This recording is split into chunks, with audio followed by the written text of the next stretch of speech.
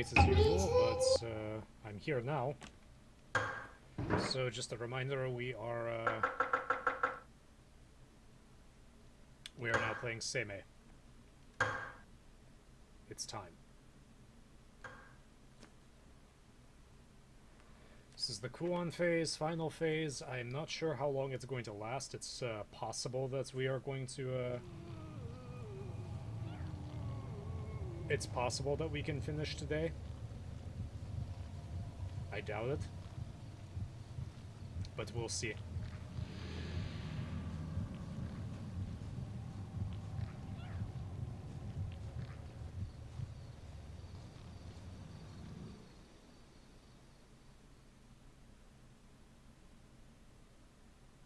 So in terms of combat skills, I'm guessing Seimei has is considerably better.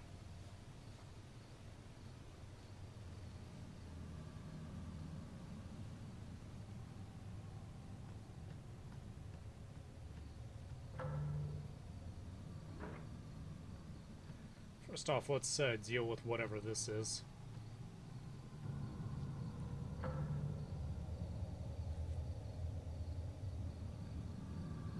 Actually, no, we have to deal with this first.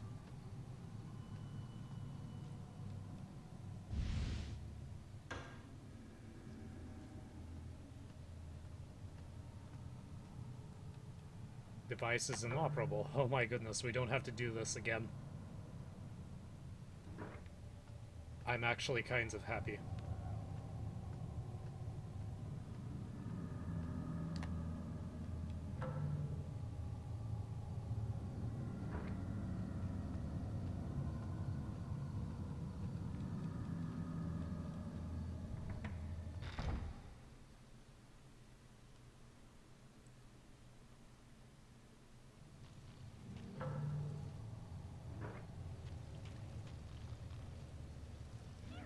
I'm gonna let that Gaki and whatever the hell that other thing is deal with its problems while I'm dealing with this.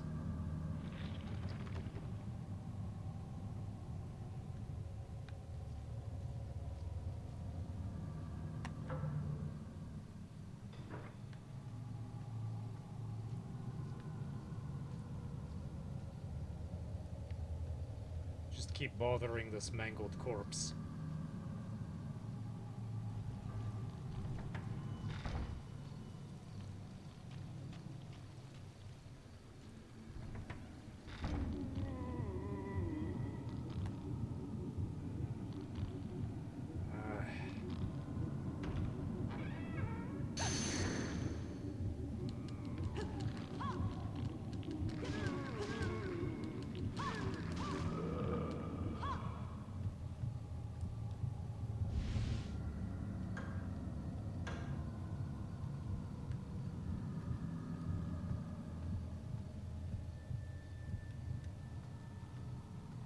We took care of that problem fairly quickly. Okay,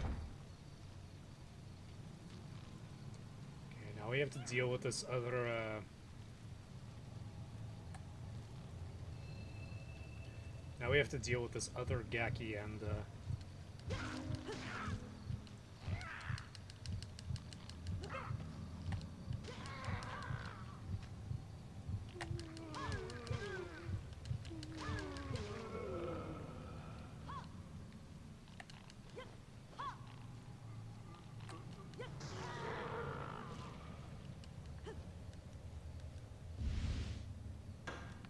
Oh wait, I might have not killed that other thing all the way. To go back and finish it off. So while playing this, I'm tempted to clear my weapon, but it doesn't let me.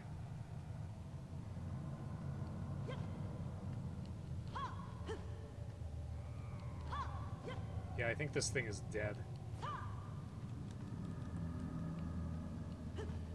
Yeah, this thing is 100% dead. It's the third time I killed it, but...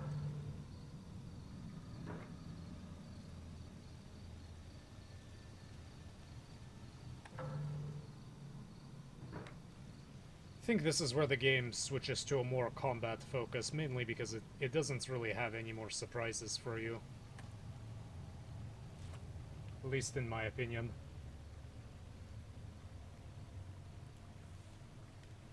But you know, just as I say that, it might actually, it'll pop something up right in my face without me expecting it. I hear it.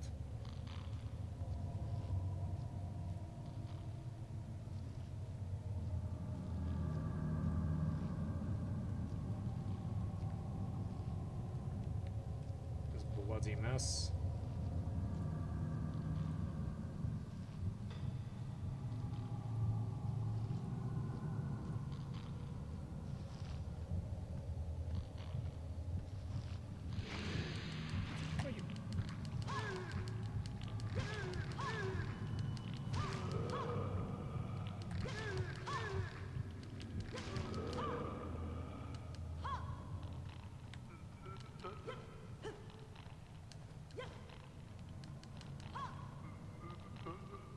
I'd like to finish it off, please.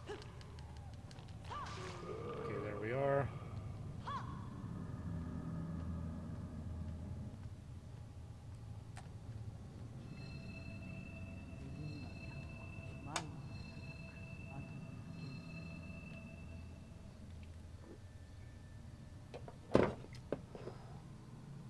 Okay, everybody is permanently dead.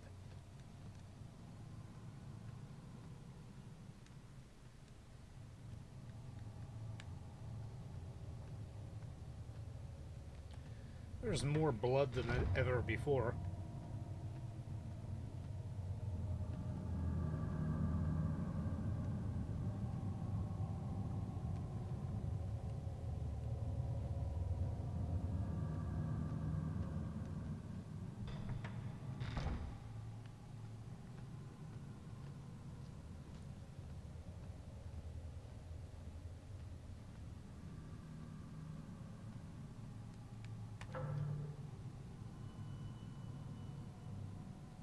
I think I'm done scouring this area.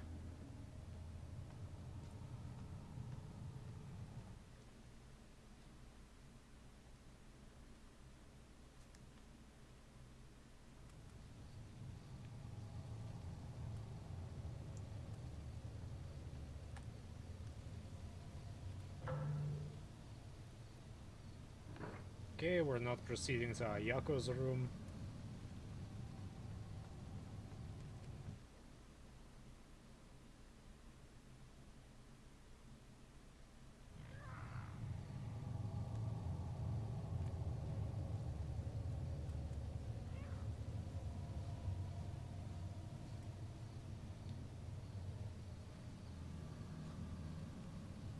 Door is shut tight. So that entire area is blocked off from us.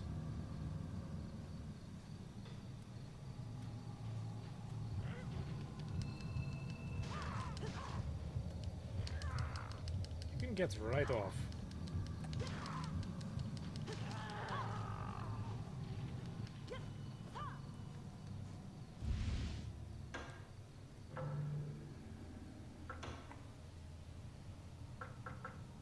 Slowly building up equipment, items.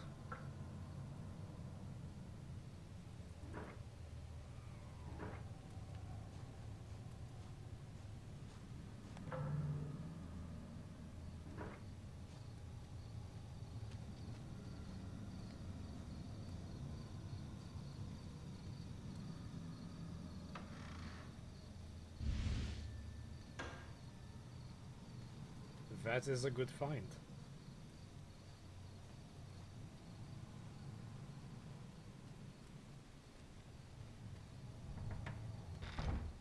I think it would have been better if they made it so that each character could unlock something different. I think it would make more sense as to why you're able to. Uh-oh. Oh, is this corpse finally walking?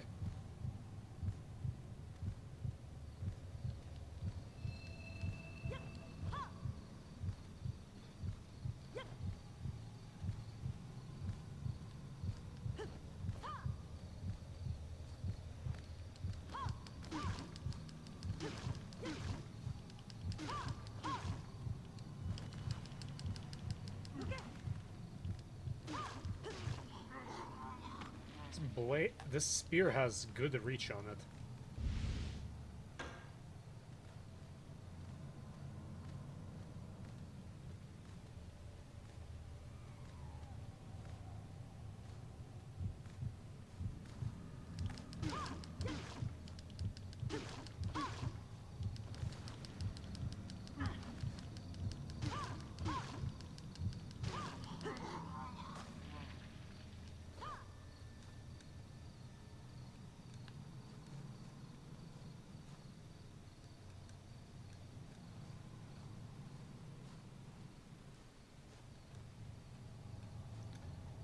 And I don't think this guy dropped anything.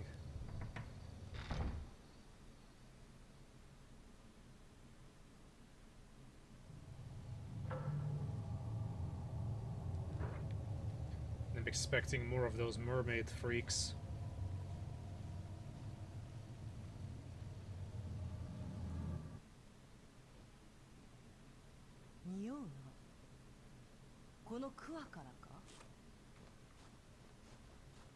Kuon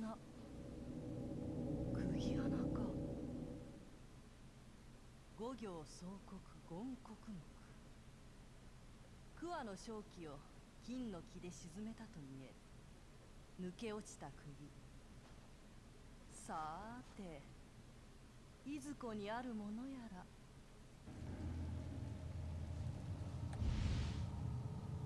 Doman's Book, Volume 2, document written by Doman concerning the mulberry. Mulberry trees harbor a powerful spell. They are living creatures with wills of their own. They live for longer than humans and are much more intelligent. After I've completed my mission and the time is right, I must subdue those twins once again. There are many ways to subdue them, but which way would be best? Fire annihilates them immediately, but once they're dead, I won't be able to use them again.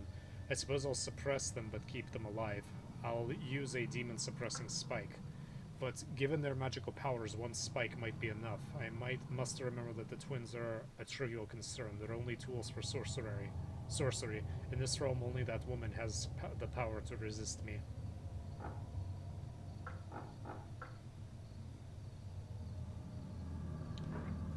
Okay, so burning them to death is the way to do it.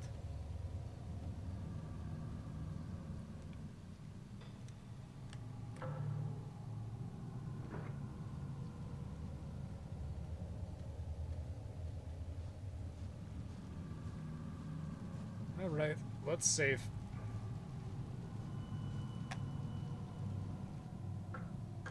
So we don't have to walk all the way from the start to do this all again when we inevitably die.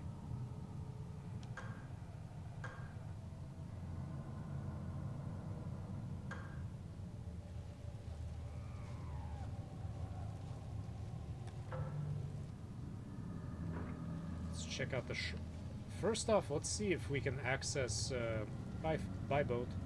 Let's see if we can access the what's down here.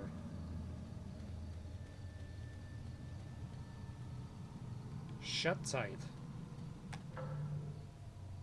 We will never know what's there.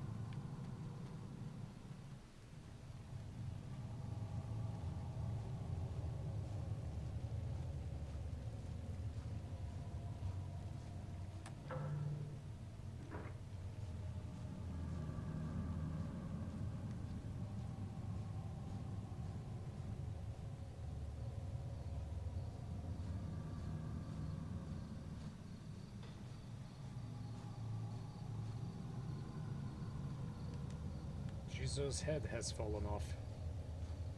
But Tsuki just cannot help but help herself, but mutilating Jizo's.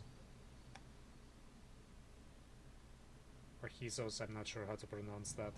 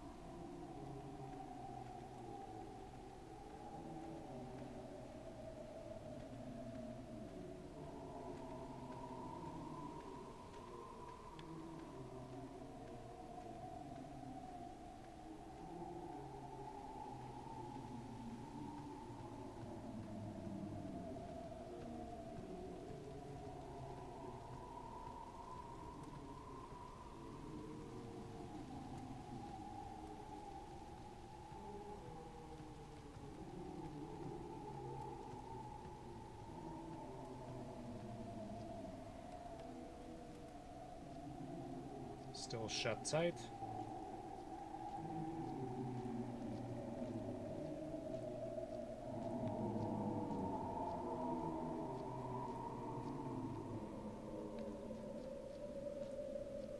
This is sealed for some reason.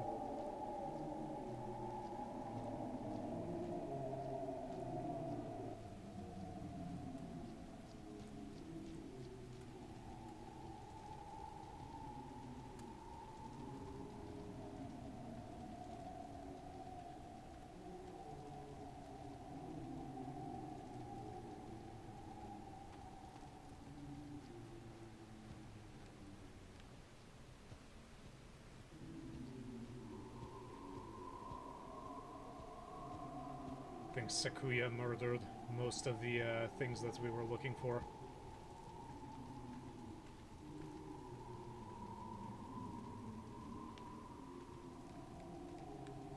Where is it? Pick it up!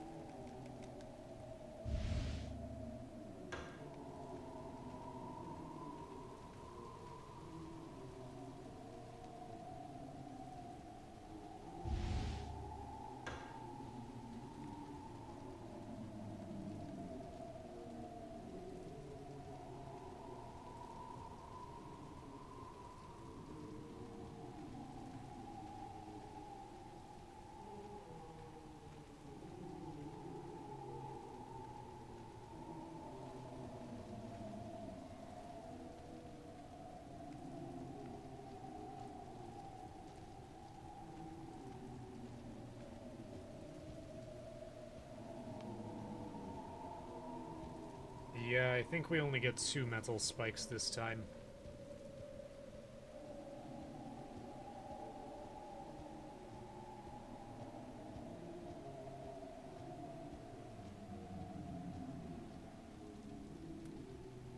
Not encountering a lot of resistance on the way over here, so I'm either doing something wrong, or it's waiting for me to stab the mulberry tree with the spikes. Which I think is more likely.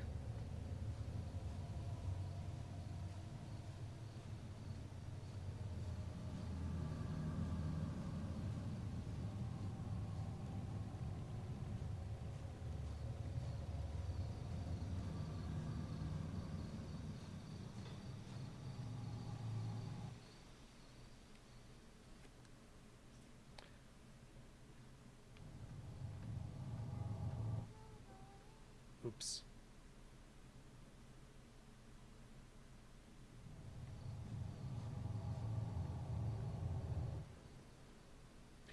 I think this would actually run a lot faster on an emulator and be a lot safer.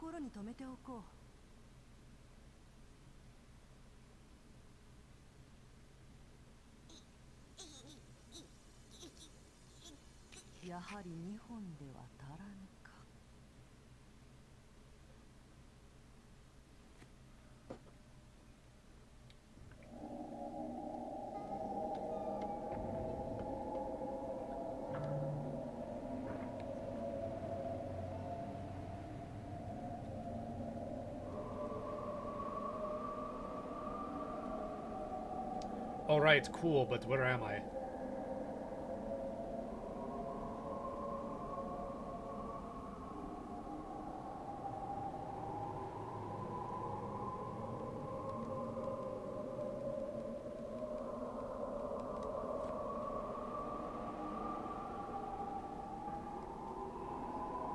Trying to find my bearings. I can barely see anything.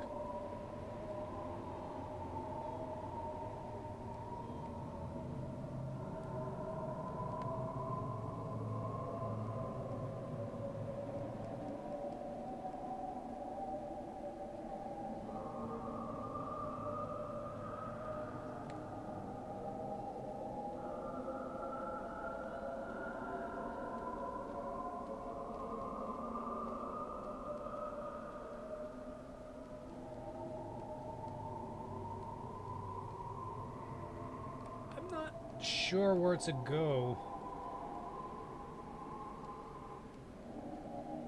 Up. Finally.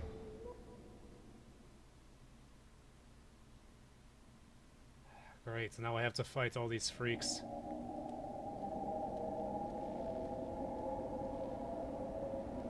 A burning corpse sways gently in the air.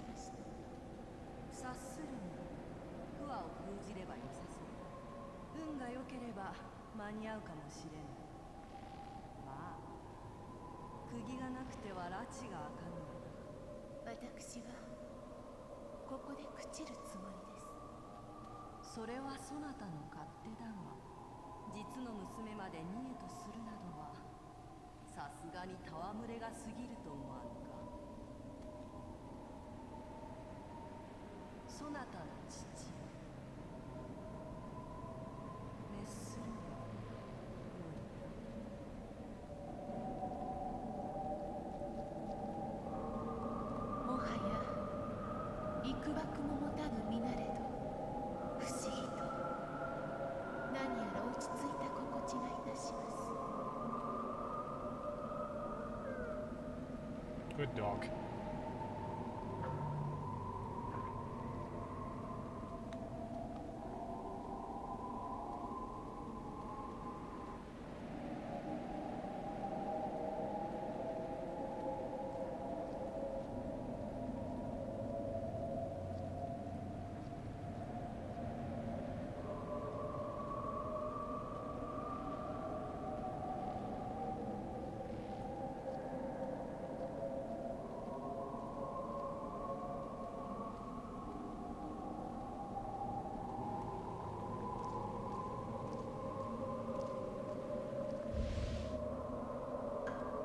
Doman's book, Volume 4. Those twins. Where did those two mulberry trees come from?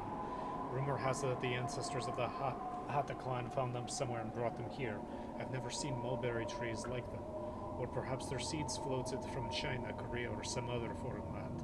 Once there was a man named Shufu, who came from China seeking eternal youth and immortality. Every age has its fools, as does every realm. Eternal youth and immortality are nothing but illusions. We enjoy life because we know we will die. What greater pleasure is there in this world than to battle with one's mortal enemy and emerge victorious?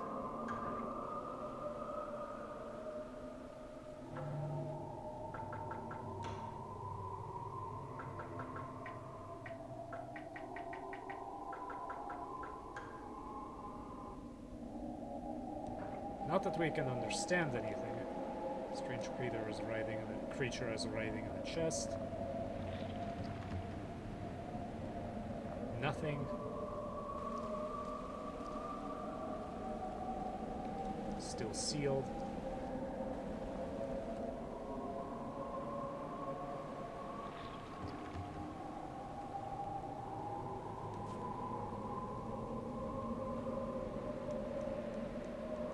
Who would look at this and think that any of this is a good idea?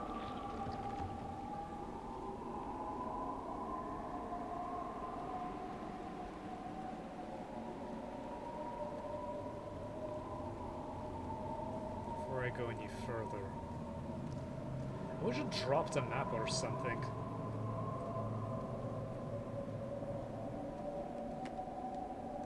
Okay, so I can't go there. Okay, so there's only one direction to go. Right now. I really wish they would have provided a map, because the only reason I remember any of this... Can we use that spike? I remember any of this is because I've gone through here twice already with a map.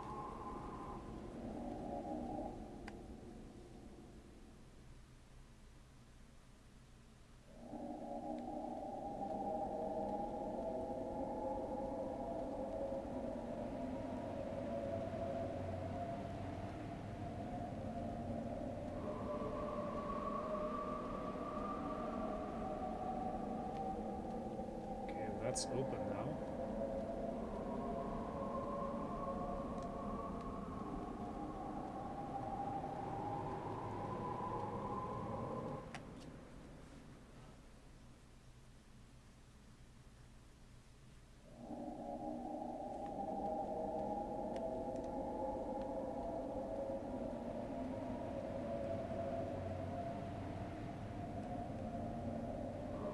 I think I missed the map.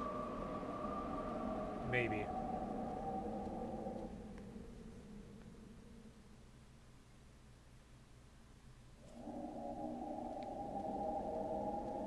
More likely the game just does not care about my does not care about me at all.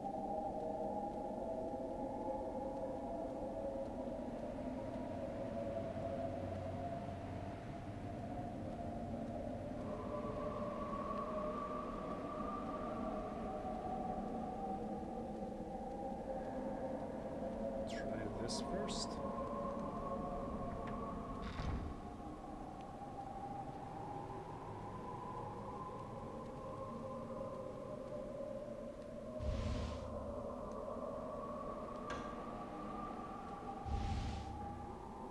Dumon's Book, Volume 3. Silk thread obtained through these cocoons has magical power in concentrated form, which can be used in a variety of spells.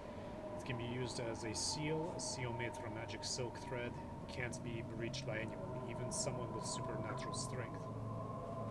Other uses for this silk thread are spells that manipulate summon creatures or servant spirits. One can attach the silk thread to puppets. Once given simple orders, the puppets will execute them an act of their own accord. I could also make a servant puppet from that woman's flesh and skin and force her to do my bidding. That wouldn't be very nice.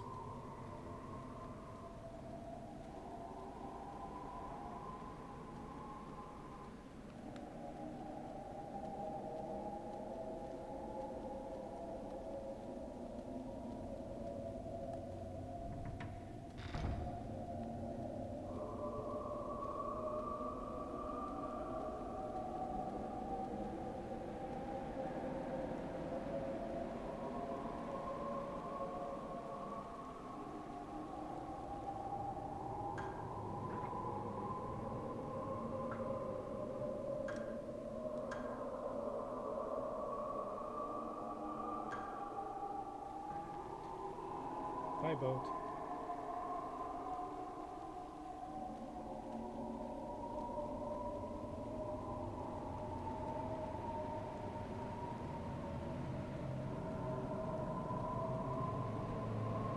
There's nothing really here.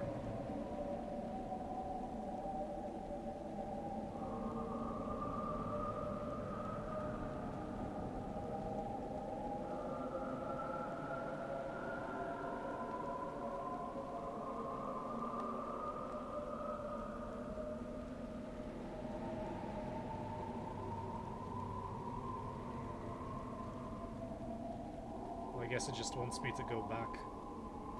I don't see what else I can do.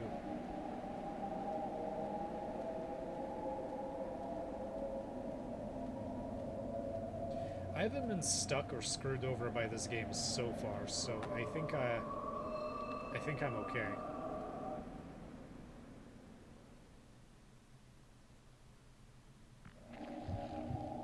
Oh, hi.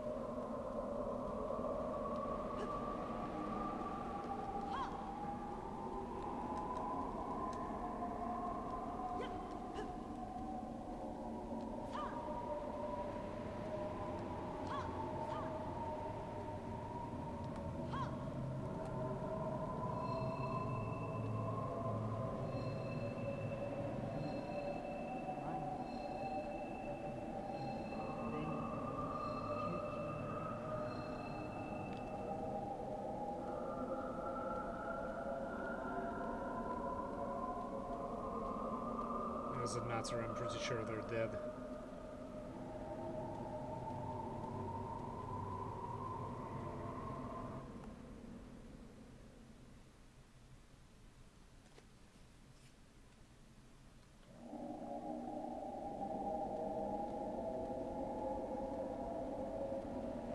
Is there anything here? Nope, just goes off screen.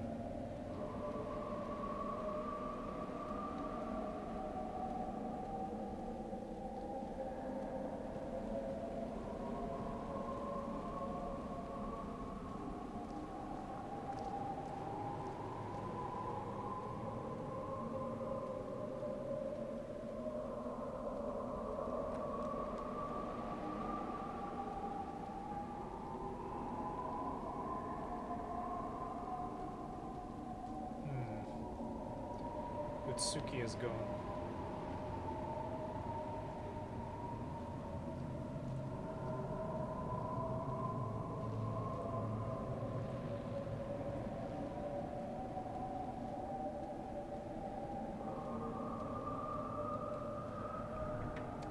Yeah, she was saying some strange things. I feel calm, but I just want to eat bodies.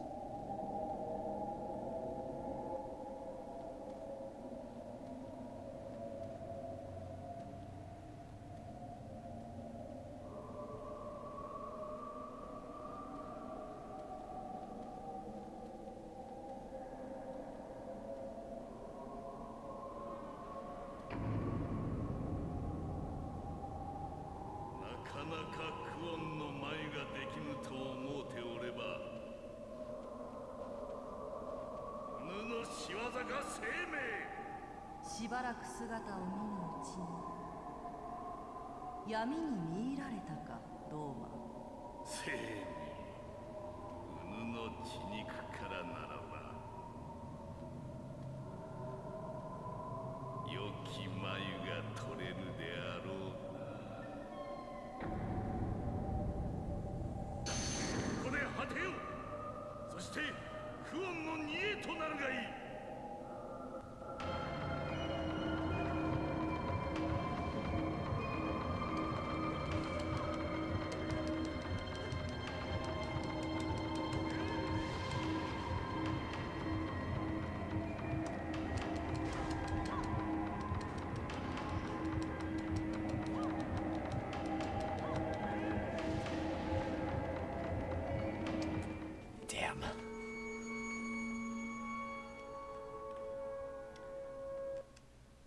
Yeah, he's tough.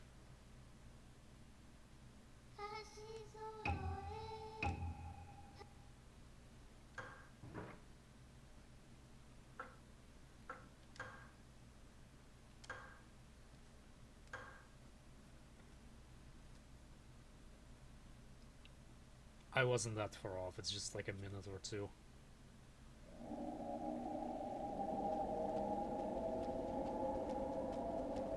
Anyway, I have the spikes.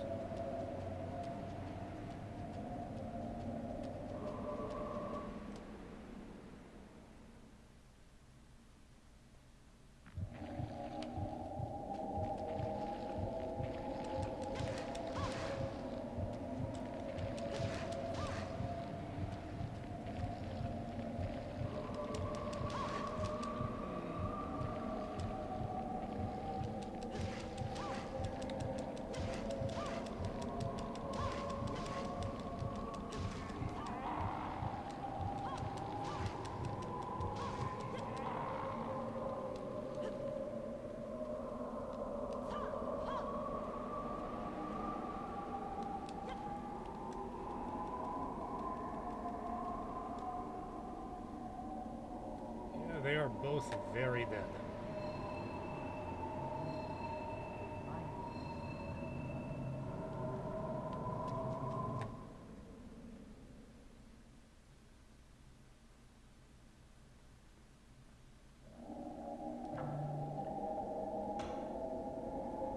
So charging him is probably not a good idea, so we're going to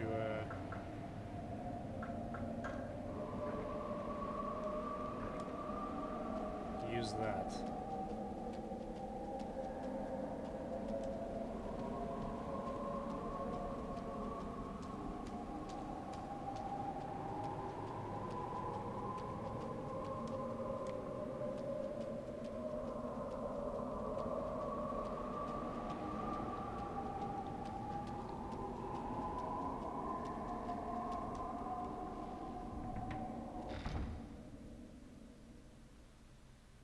We do get to fight Domon finally.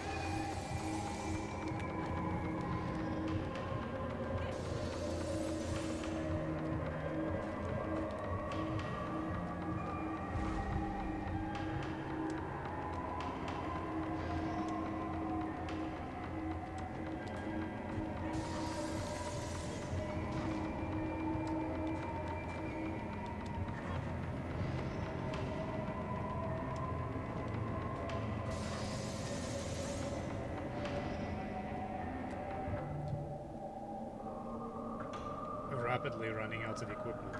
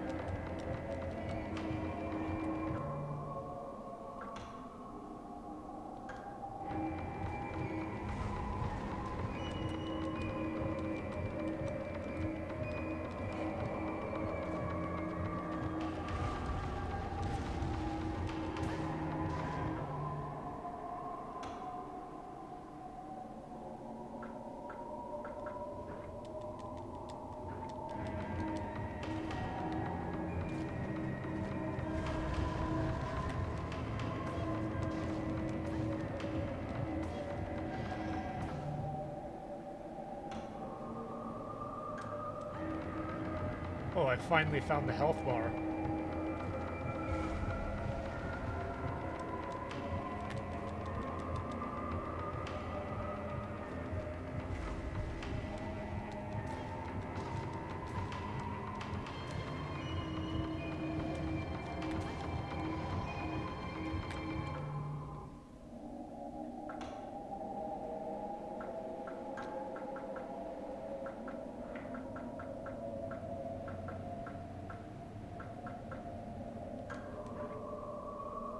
Let's try Zenki.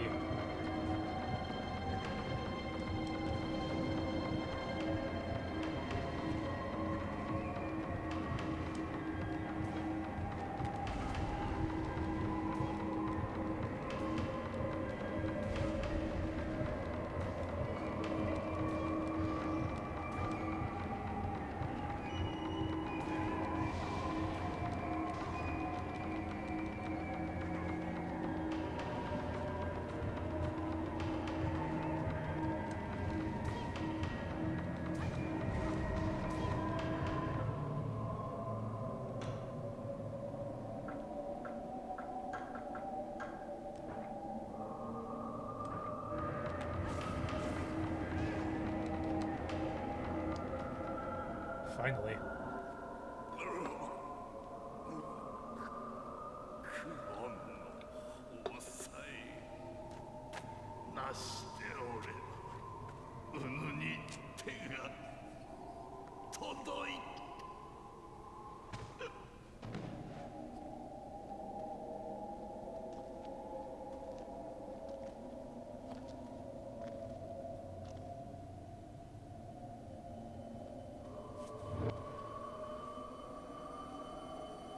そなたは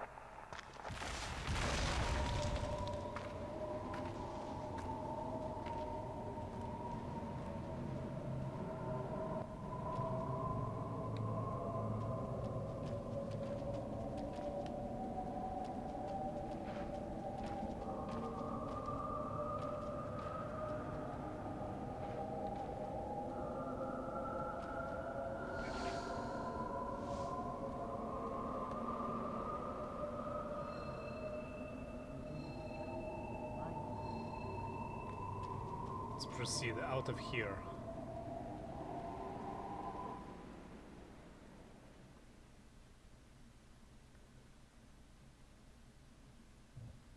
やめろ、うつき、やめるのだ。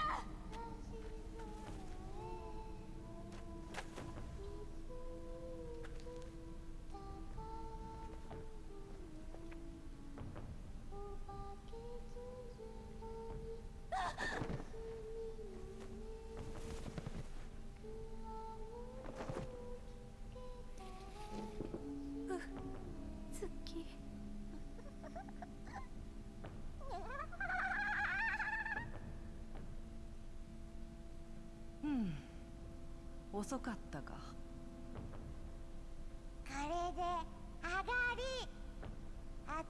新しきクワが芽吹こうぞ。我らが愛しご黙れ。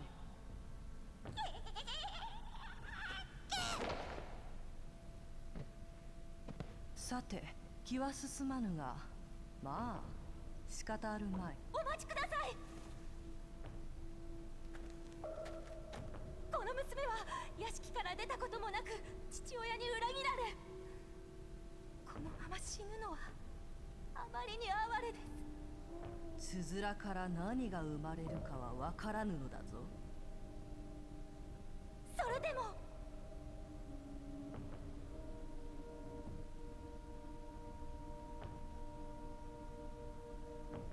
強情な娘だな。わかったが、これを持つがよい。これはただの気休めさ。ではな。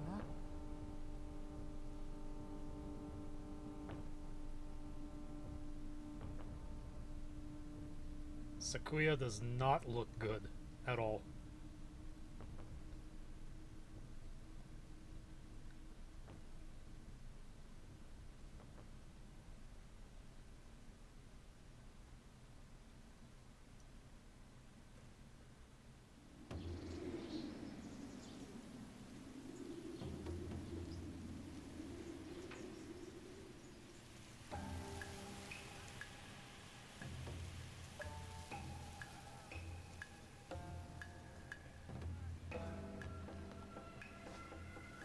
どうした？早く出ておいで。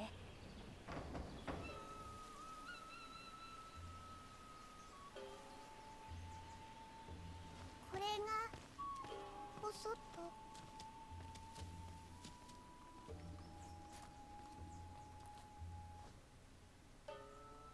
私お外に出るの初めて。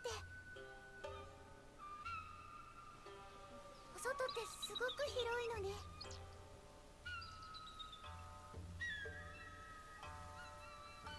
これからいろんなところを見て歩こう。それで一番気に入ったところに住もう。な。では行こう。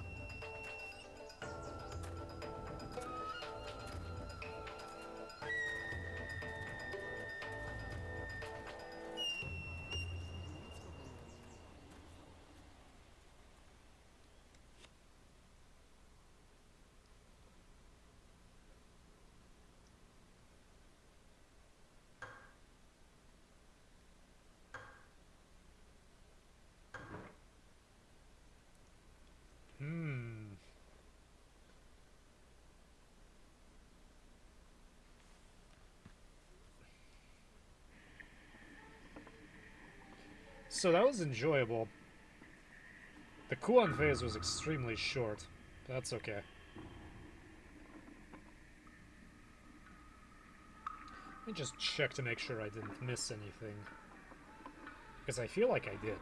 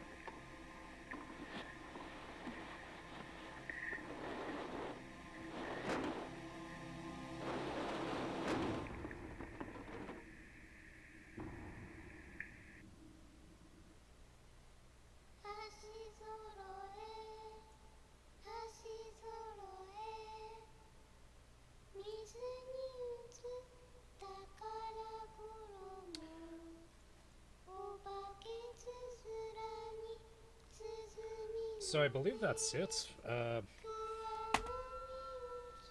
Let us save, but...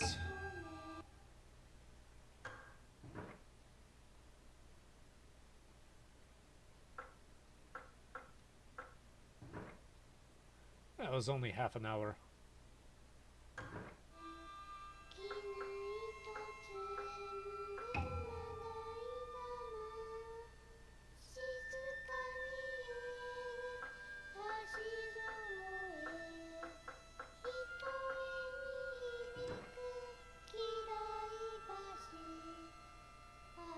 So apparently, the demon spikes suppressed whatever influence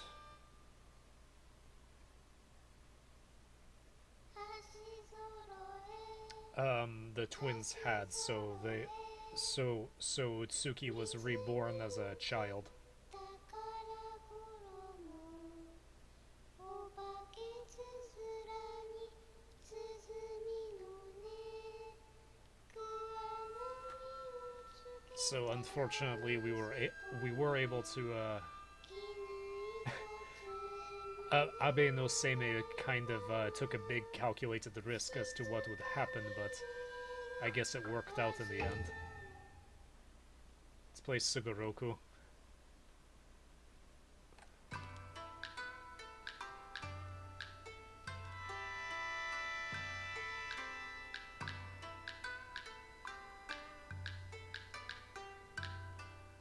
Yes, teach me how to play. This is a simple version of Segoroku. Each player has 15 pieces, black or white. The first player to move all their pieces to the opposite edge of the board. Here's how the game is played. Throw the die and determine who goes first. The higher number goes first. If both players throw the same number, throw the die again. When it's your turn, throw both die. Well, it says dice, but whatever. Select a piece and move it the number of spaces as shown on the die. Then then use the other die to move another or same piece. Press X to throw the die. Select a piece or die. Press O to cancel. Use the start button under the game to return the menu. Let's try playing a game.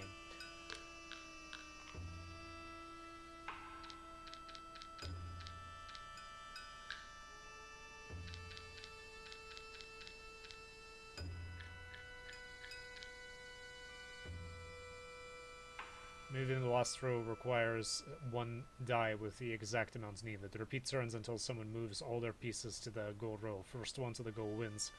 Then match against other player. Controller 1 white pieces, controller 2 moves the black pieces.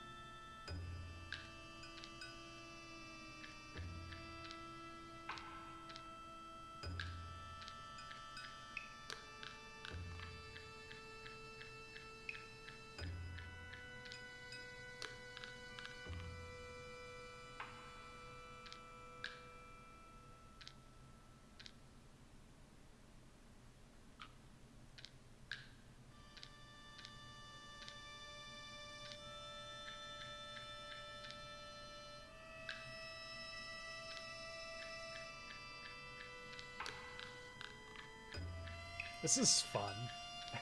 Not sure how interesting this is to watch, but it's definitely fun.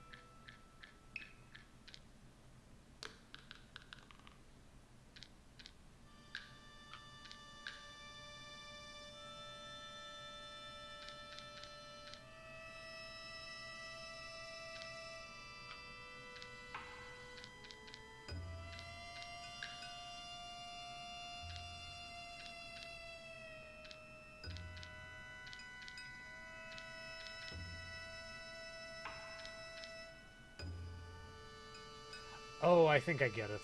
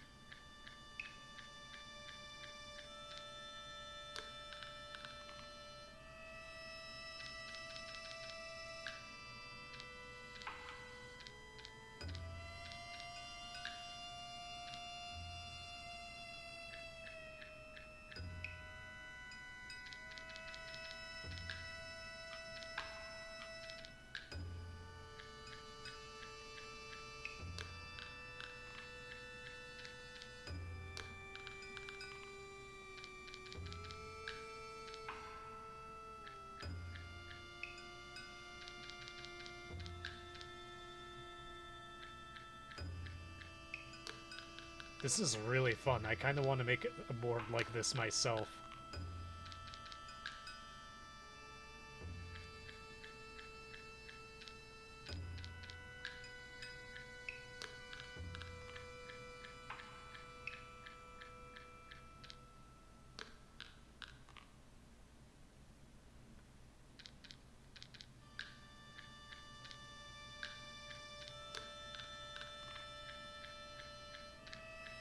I like how the little pieces hop.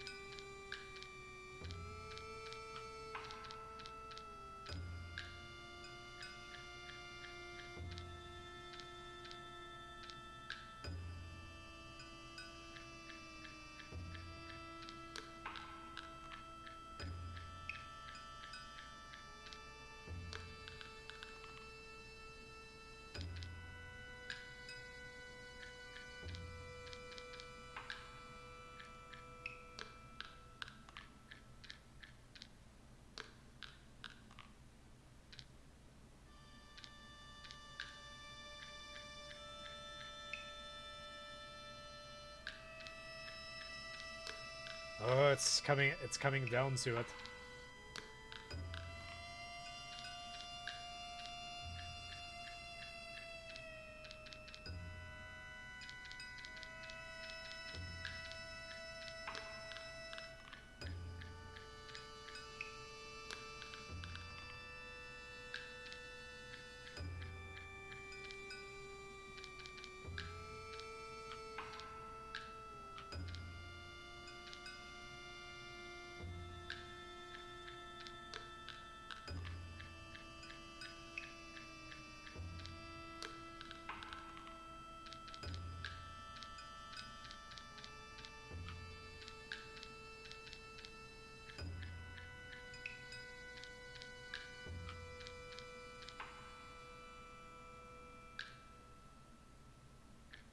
Simply because 1 is something that I'm not likely to get apparently, even though there's a equal chance of getting either.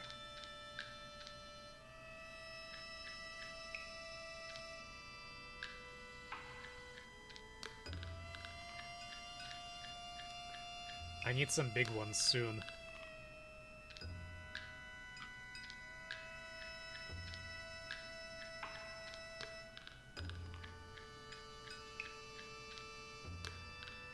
Oh, I need...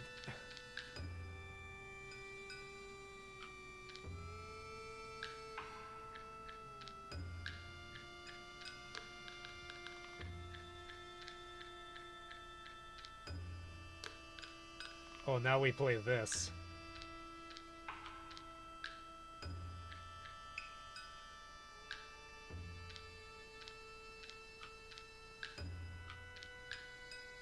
Whatever, it moves forward.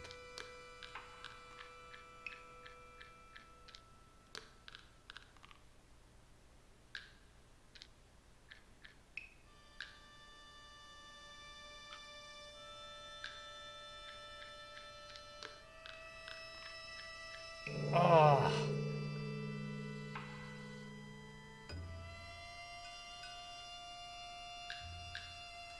No, I want to win this.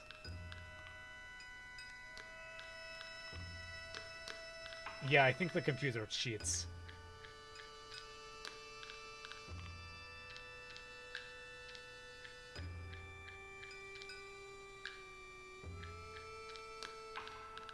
Just a guess.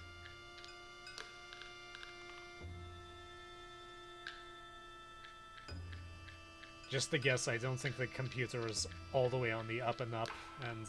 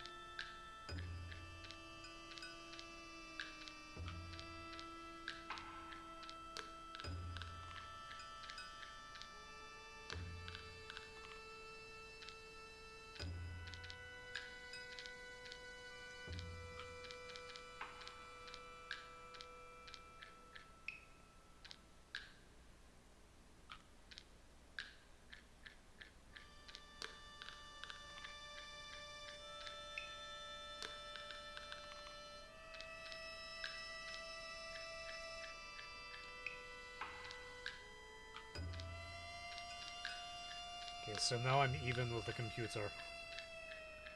And now it's beating me again.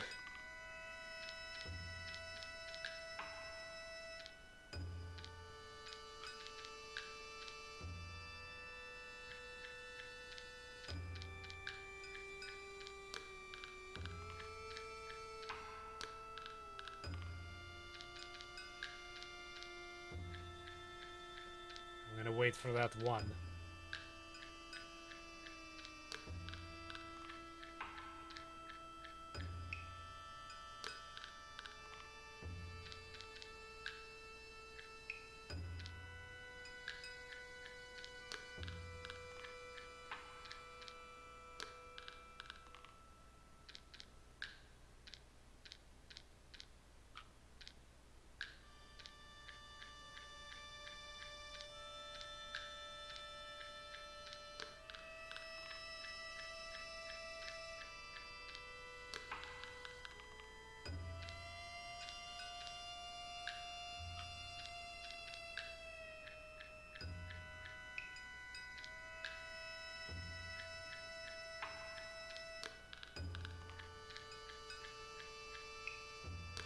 The computer seems to be following the strategy of just going one at a time.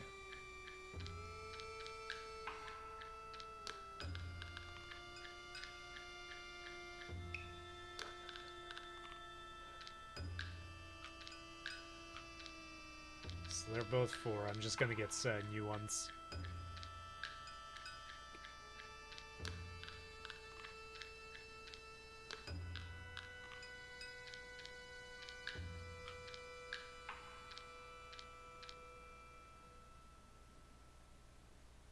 Small ones, okay, there we are.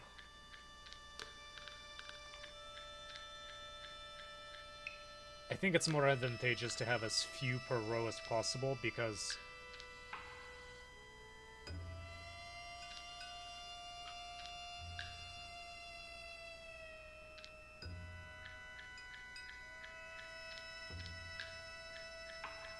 then you have a greater chance of actually moving something up. I don't know, the computer's strategy of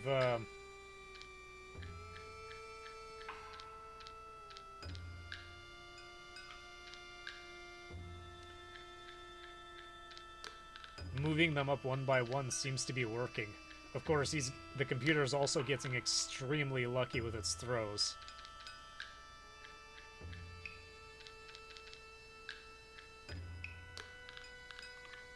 Like, look at that.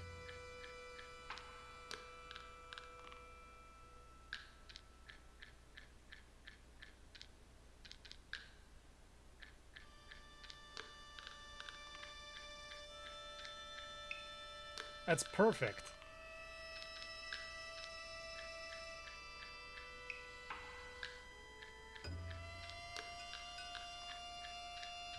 Okay, that was not as good that time.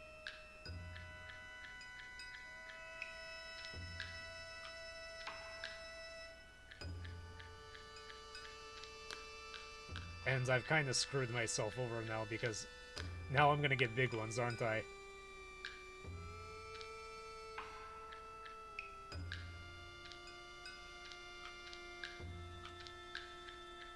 Okay, that's not as bad. It's slowly creeping up on me.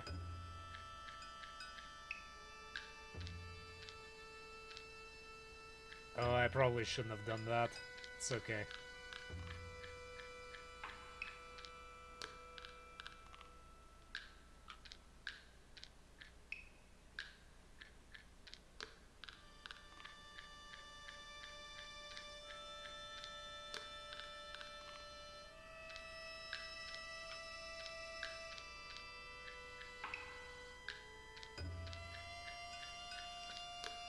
I need a 4.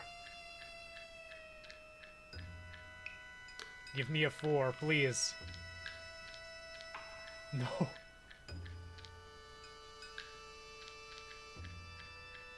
I need a 4. I just need a 4. Ah.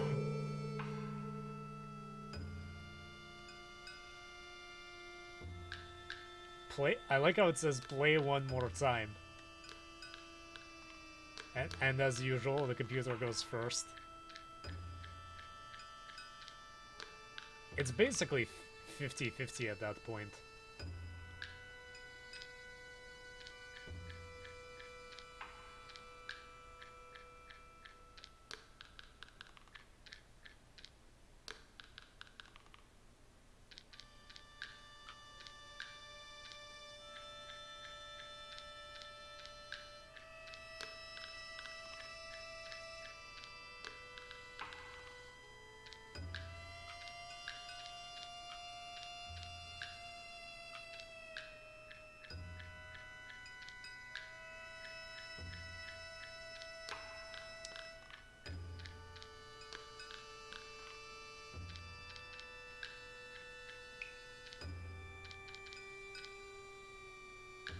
I'm not sure if there's really a strategy here.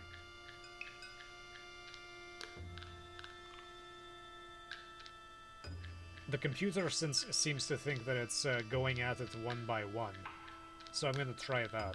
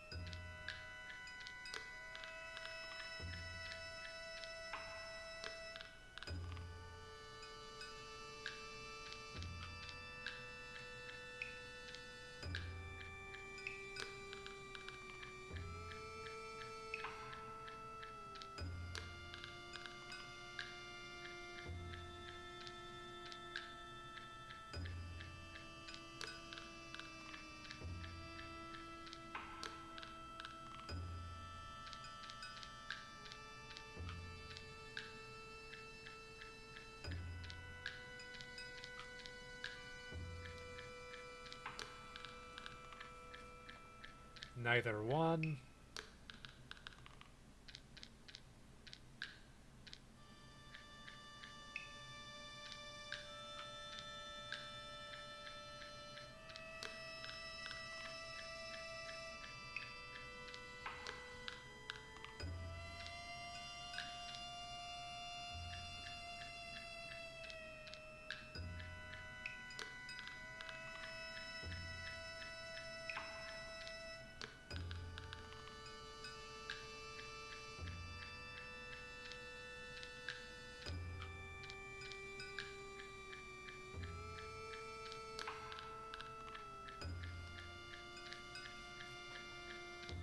I'm having a good time.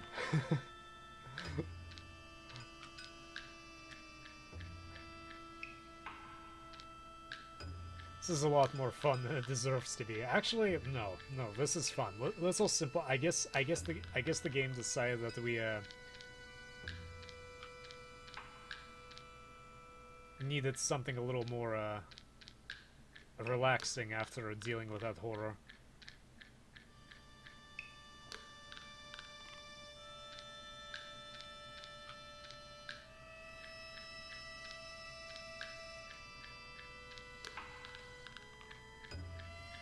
One, 2, 3, 4, 5, 6, 7, 8, 9, 10, 11. 11, there's 11, so 5 and 6 sends one from the back to the front.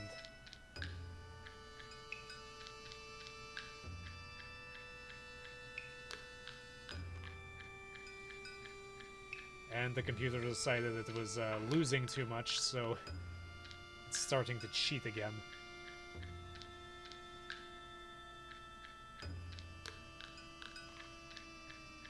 I'm not sure if it's possible to beat the computer. I mean, I realize that there is a strategy involved. But the thing is that it's... Yeah, see, it's getting perfect, it's getting perfect rolls every time.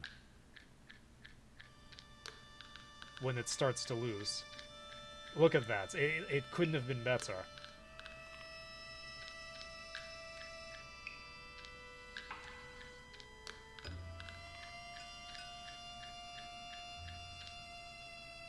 What are the odds?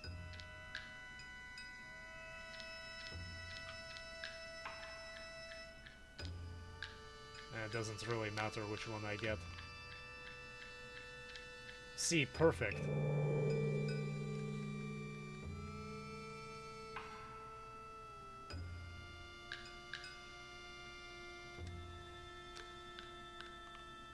One. That's the first time the computer got less than oh, come on. Now you're just now you're just flaunting it.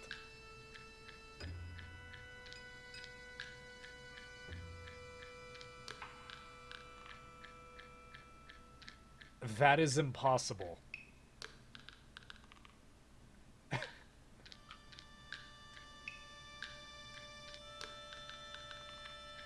I was about to say, if it got another 5 and 6, I would have quit.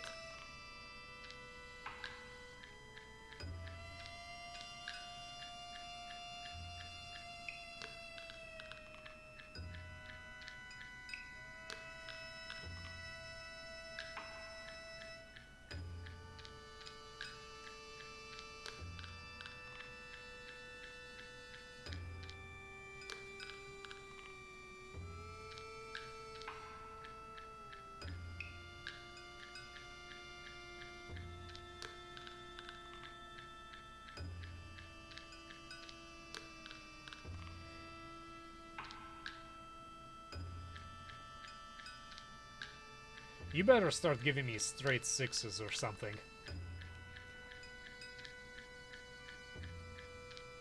That was a strange decision on the computer's part. I'm not sure if I understand that one.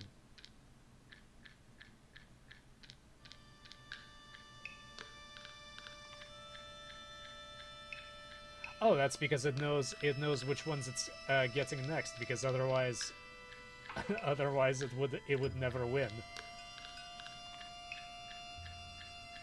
How convenient, computer. This is a simple game where the computer simply cheats. It's obviously cheating. You're seeing these rolls. I'm sure if I go on the YouTube, I'll find a video.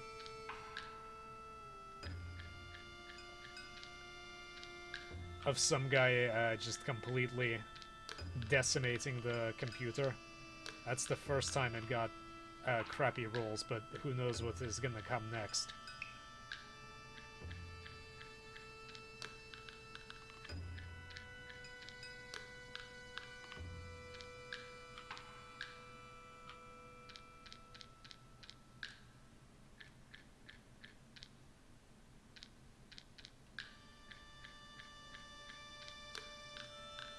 There, now I have greater chances of getting to the end with anything. 5. There's no winning with that one.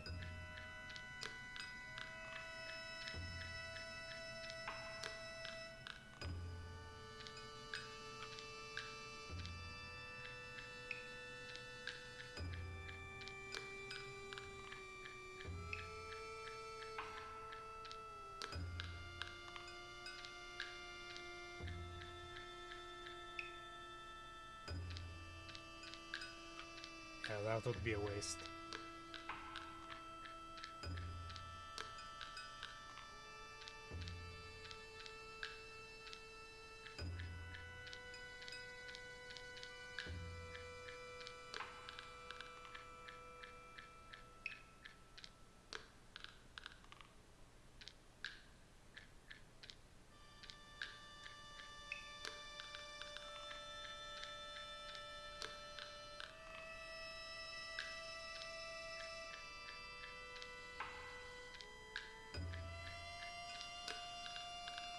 I think that's a little bit of insurance once it starts giving me lower numbers.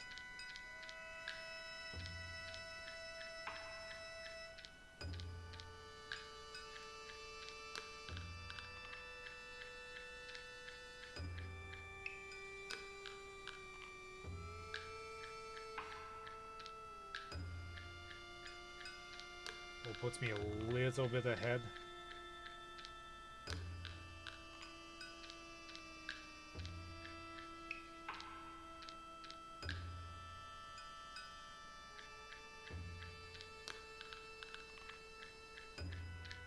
You know, unless...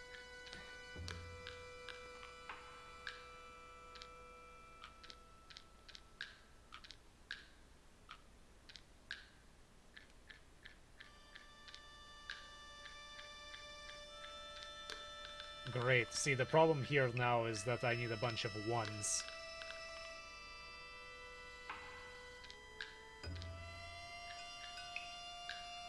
Yeah, I kind of screwed myself over because now I need a bunch of 1s, and that was uncharacteristically unlucky.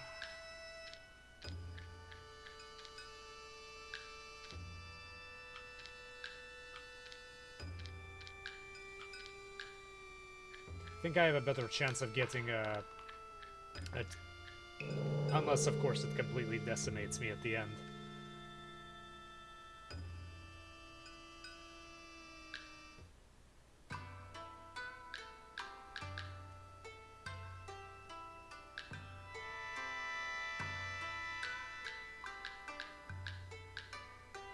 Let's see what the more complicated version of Segoroku is. Segoroku is a game similar to Bakuman and was popular at the Heian era of Japan. This is the traditional version.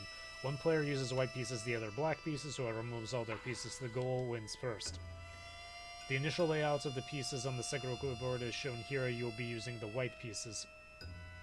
Take turns throwing the dice. Try to move all your pieces to the goal area by moving them clockwise around the board.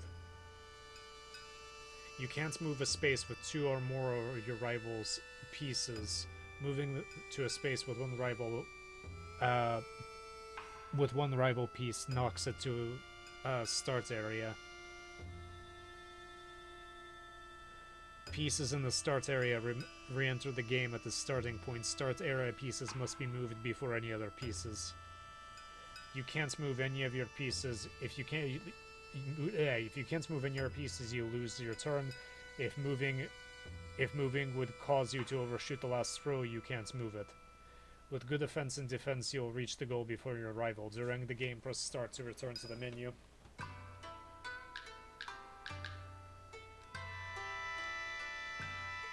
Alright, let's watch the game. Let's watch the computer completely decimate me. Of course.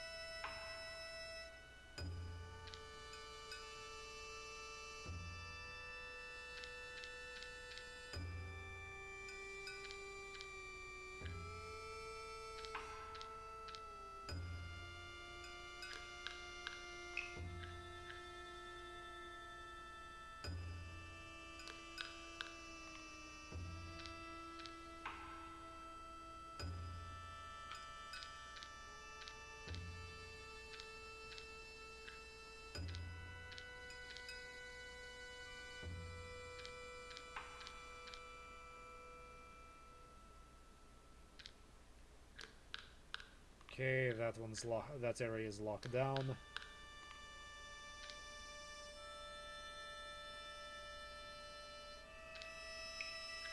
Let's knock that out.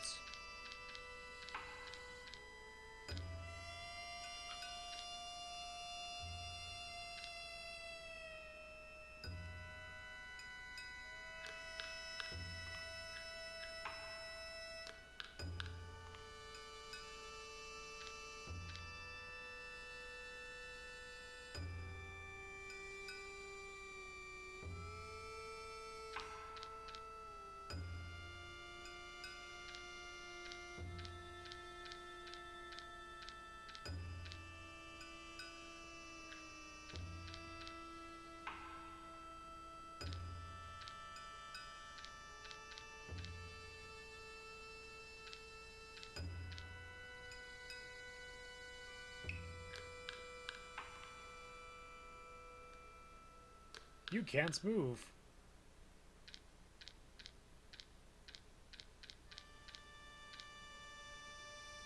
Yes, I would like to move there.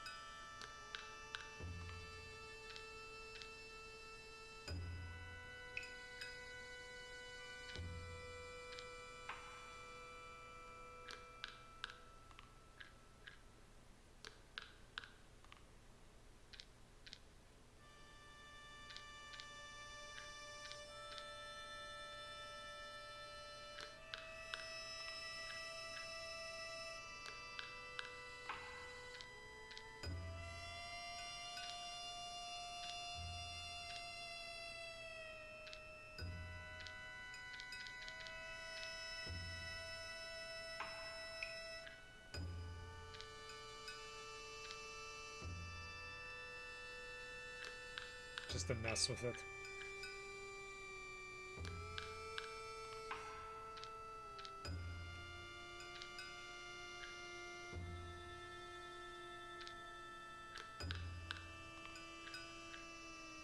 Not 100% sure if I'm playing this right, but I feel like I'm making a lot more progress.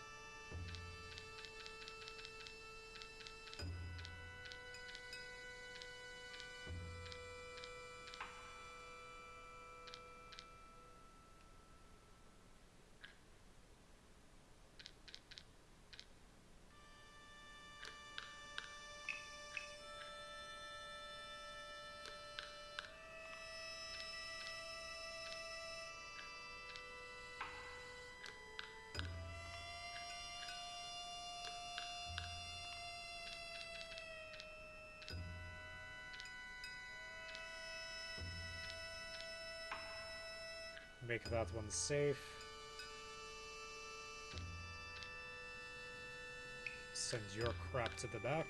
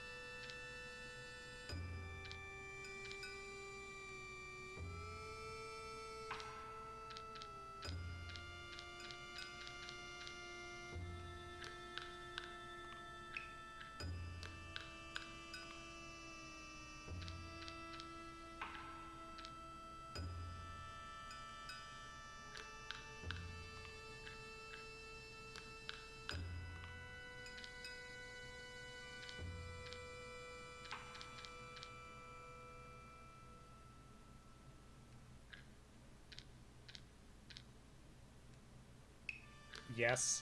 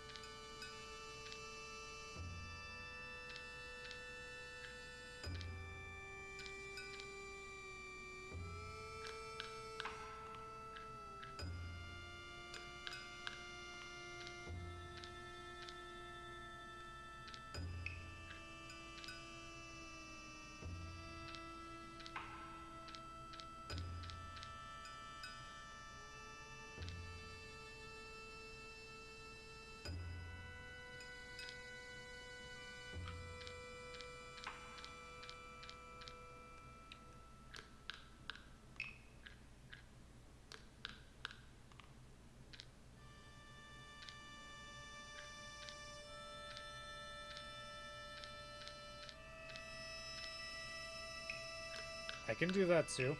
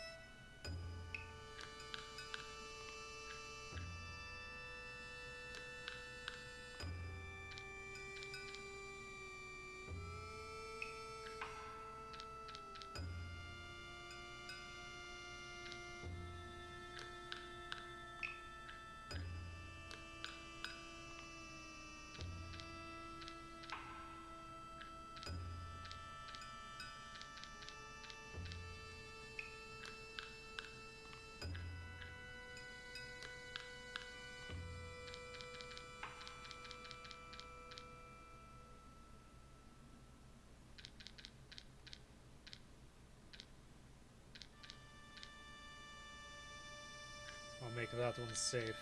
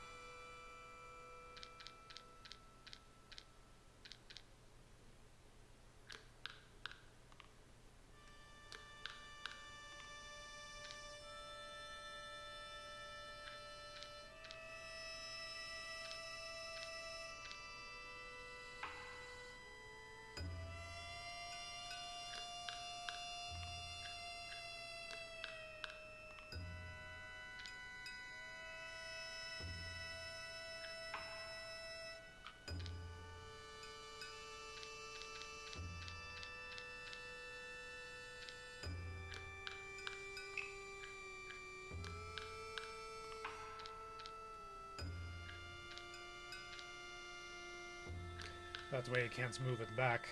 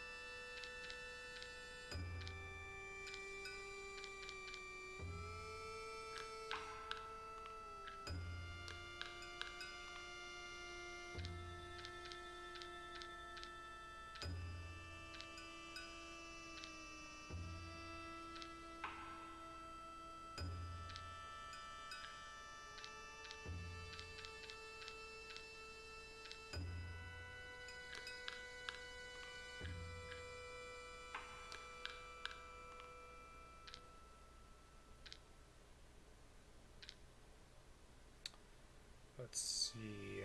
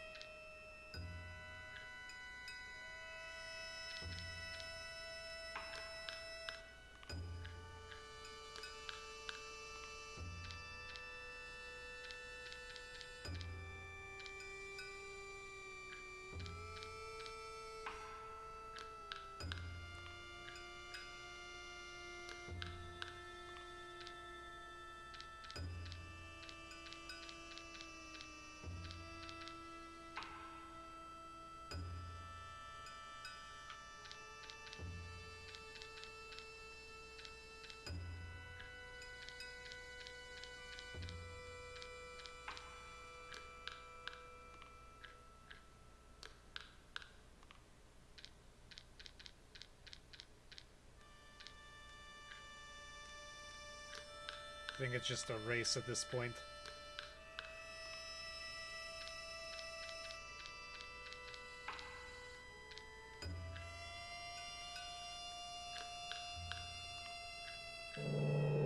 What? So where is the cutoff? I think I was doing much better that time.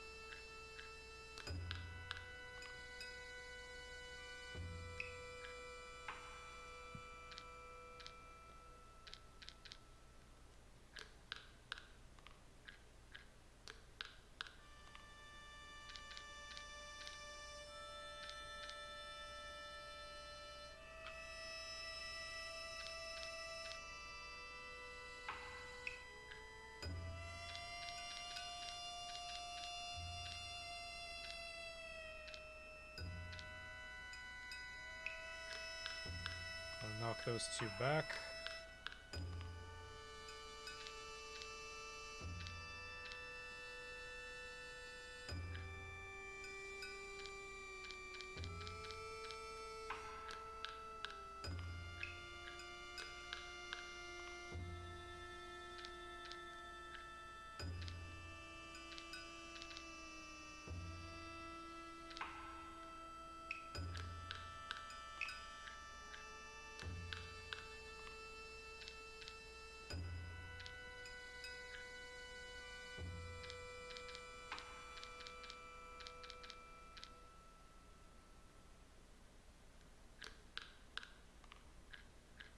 This is... Yeah, I don't have that much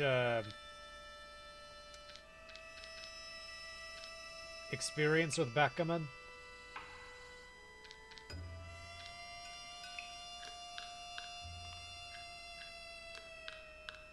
Ooh.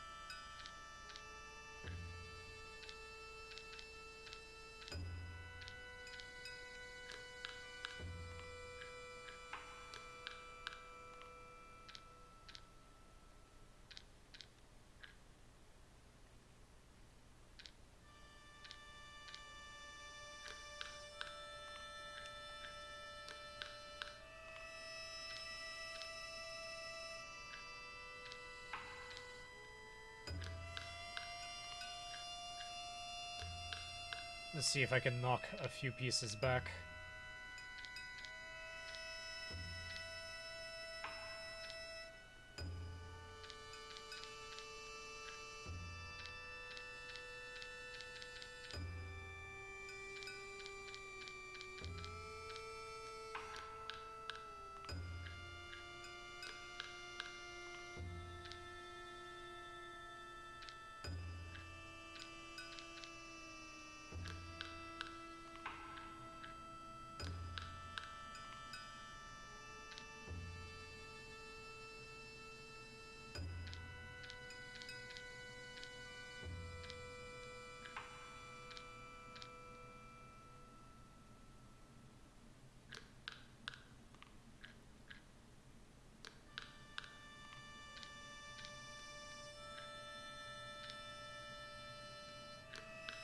I'm kind of running out of options.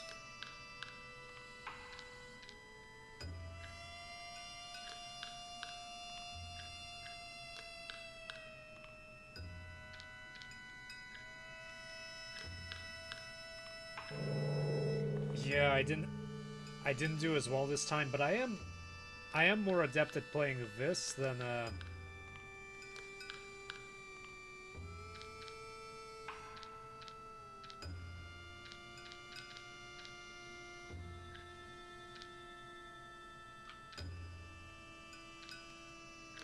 I am more adept at playing this than the simple version.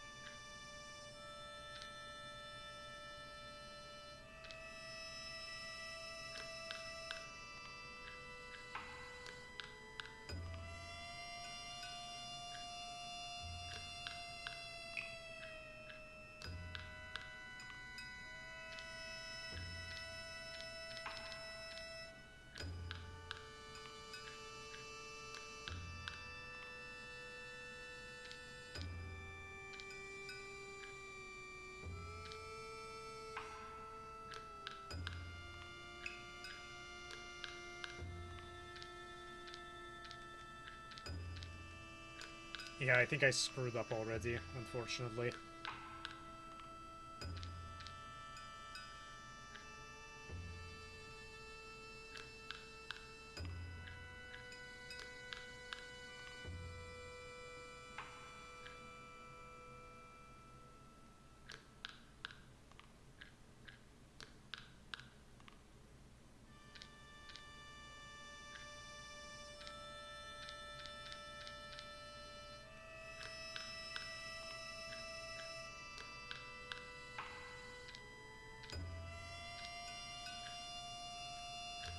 I may have slowed it down just enough to win, maybe.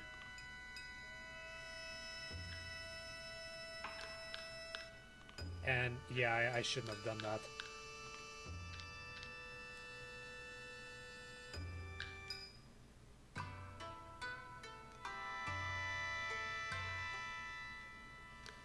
I need to try to at least win.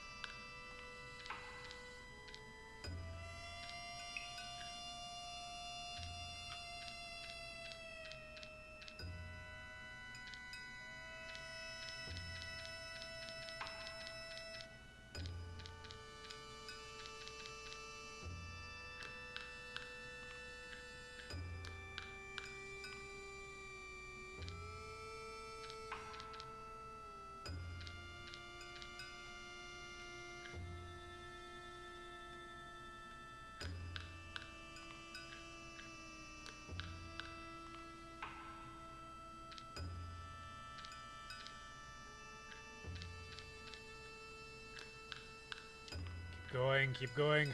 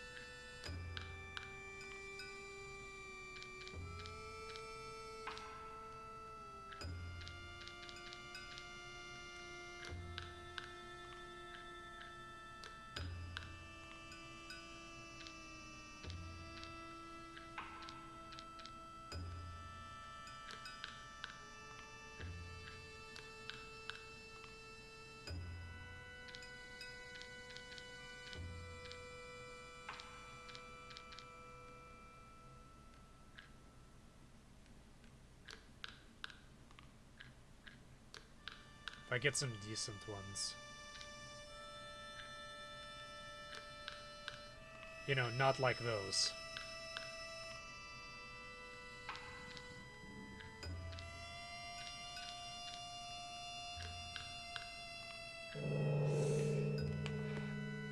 I got close, but not quite.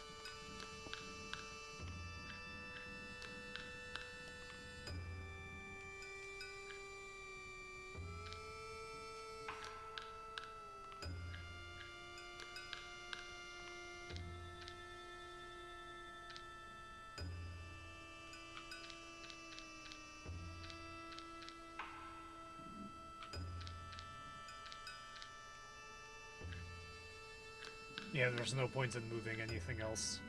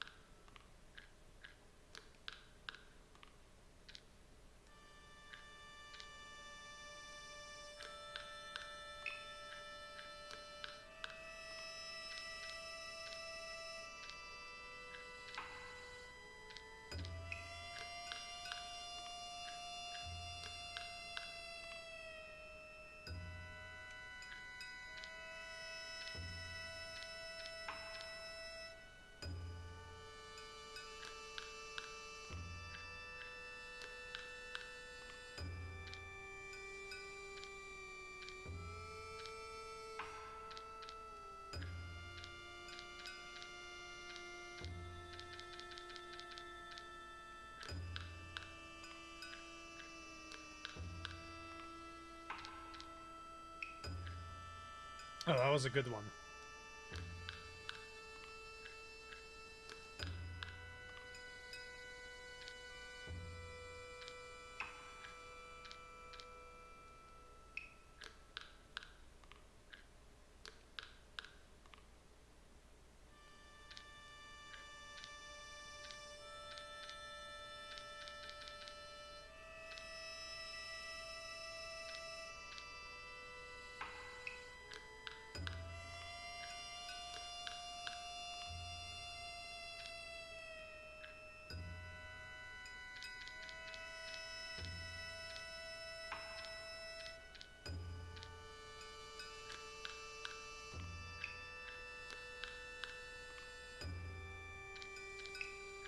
Knock me back, I knock you back. Twice.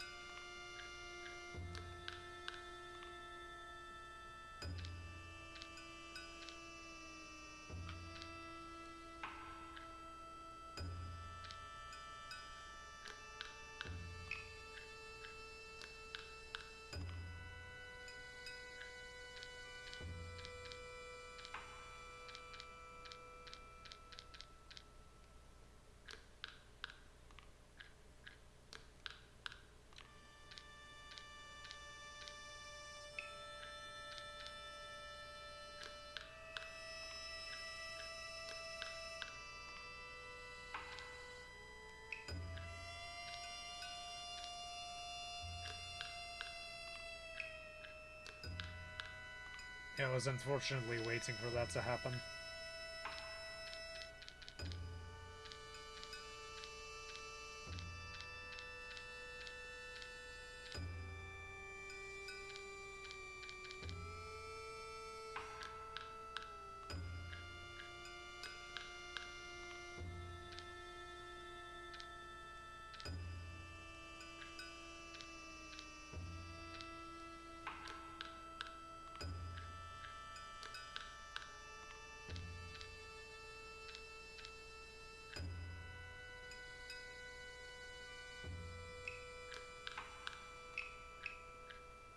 Ooh.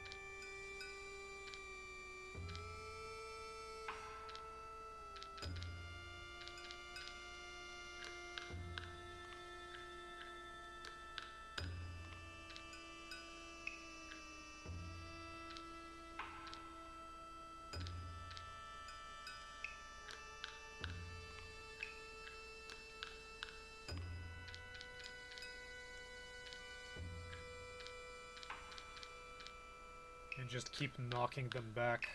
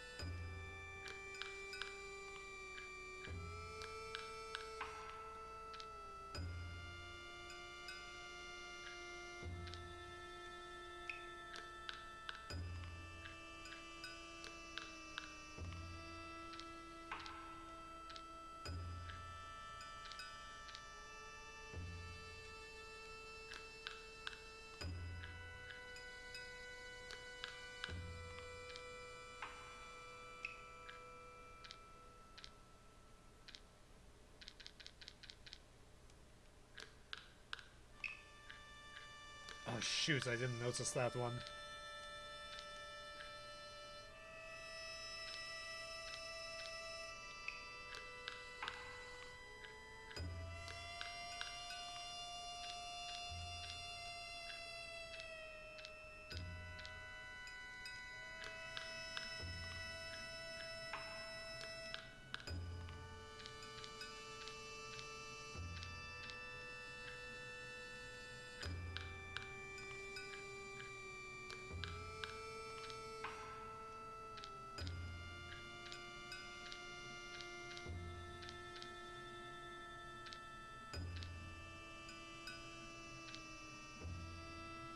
I doubt he's gonna go for that.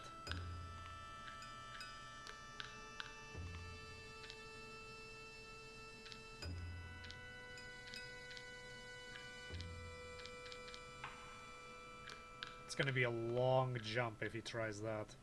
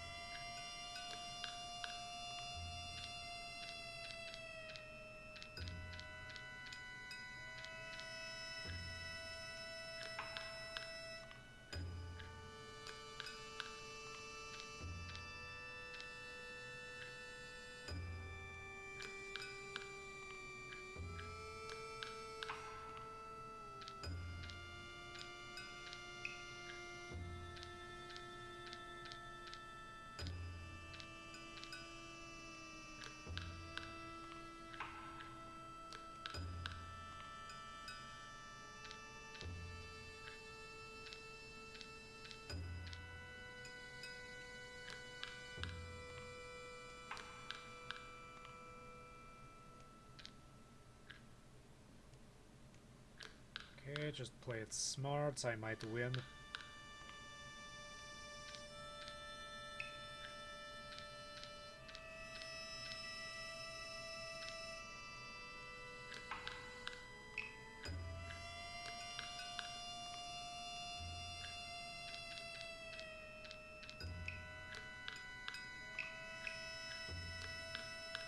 You know, not like that.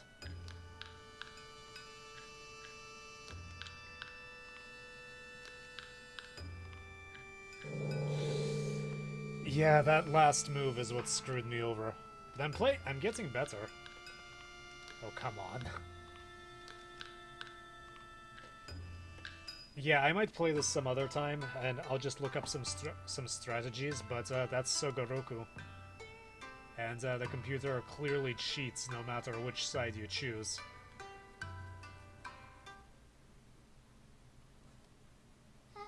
I mean, that's fun. Well, I'm gonna have to redo the schedule. I'm fairly happy with how that turned out, even though the last hour or so was me screwing up at Segoroku and not getting a single victory. I didn't get to the reading this time. Actually, let's try to read a page. First, let's get some music.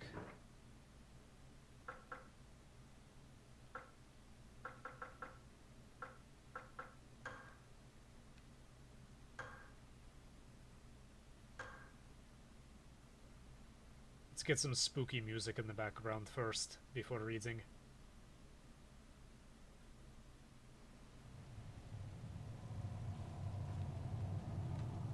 Perfect.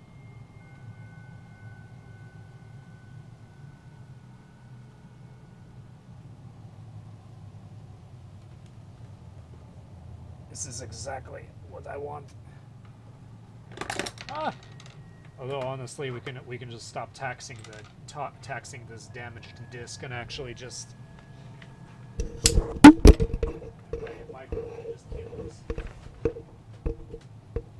Just completely demolishing my setup right now.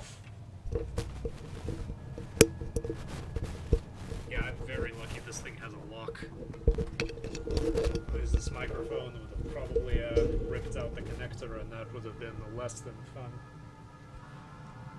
Alright, let's just read a little bit. Okay, where were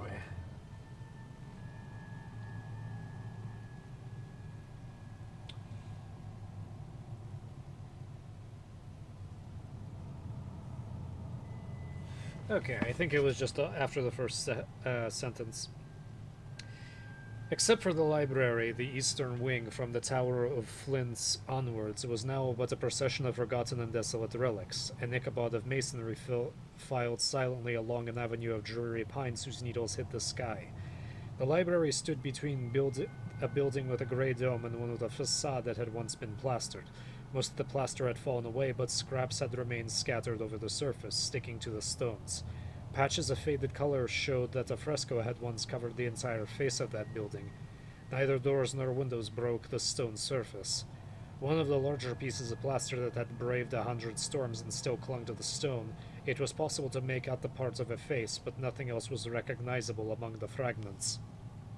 The library, though a lower building than those two which was joined at either end, was of a far greater length than either. The track that ran alongside the eastern wing, now in the forest and now within a few feet of the kaleidoscopic walls shadowed by the branches of the evergreens, ended as it curved suddenly inwards toward the carved door. Here it ceased among the nettles at the top of the 3 deep steps that led down to the self-imposing of 2 entrances to the library, but one through which Lord Sepulchrave always entered his realm. It was not possible for him to visit the library as often as he wished, for the calls made upon him by the endless ceremonials which were his exacting duty to perform robbed him of many hours each day of his only pleasure, books. Despite his duties, it was Lord Sepulchrave's habit to resort each evening, however late the hour, to retreat to remain there until the small hours of the following day. The evening of which he sent Flay to have Titus brought to him found Lord Sepulchrave free at 7 in the evening, and sitting in the corner of the library, sunk in a deep reverie. The room was lit by a chandelier whose light, unable to reach the extremities of the room, lit only the spines of the volumes on the central shelves of the long walls. A stone gallery ran round the library about 15 feet above the floor, and the books that lined the walls of the main hall 15 feet below were continued upon the high shelves of the gallery. In the middle of the room, immediately under the light, stood a long table. It was carved from a single piece of the blackest marble, which reflected upon its surface 3 of the rarest volumes in his lordship's collection. Upon his knees, drawn together, was balanced a book of his grandfather's essays, but it had remained unopened. His arms lay limply at his side, and his head rested against the velvet of the chair back. He was dressed in the grey habit which was his custom to wear in the library. From full sleeves, his sensitive hands emerged within the shadowy transparency of alabaster. That made no sense. From full sleeves, his sensitive hands emerged with the shadowy transparency of alabaster. For an hour he had remained thus, and the deepest melancholy manifested itself in every line of his body. The library appeared to spread outwards from him as from a core. His dejection infected the air about him and diffused its illness upon every side.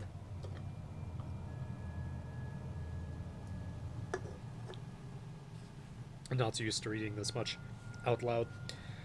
All things in the long room absorbed his melancholia. The shadowing depths brooded with slow anguish. The books receded into the deepest corners, tier upon tier, seeming each a separate tragic note in a monumental fugue of volumes. It was only on those occasions now, when the ritual of Gormenghast dictated, that he saw the Countess.